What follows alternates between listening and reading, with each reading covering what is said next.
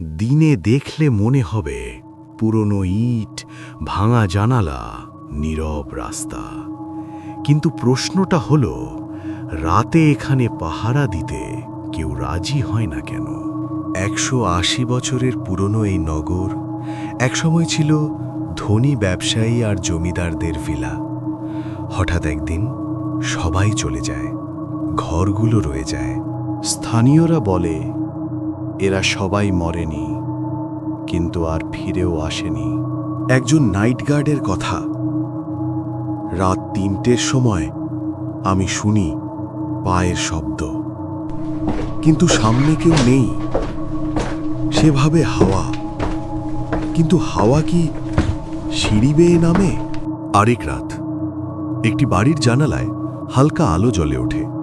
বিদ্যুৎ নেই, জেনারেটর নেই, তবু আলো। গার্ড কাছে যেতেই আলো নিভে যায়। দরজার ভেতর থেকে শোনা যায় হালকা হাঁটার শব্দ। এখন ভাবো, পুরনো দালান নাকি পুরনো স্মৃতি?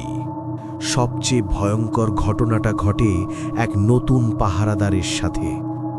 রাত শেষের দিকে সে দেখে একটা ছায়া আয়নার সামনে দাঁড়িয়ে, কিন্তু আয়নায় তার নিজের প্রতিচ্ছবি নেই।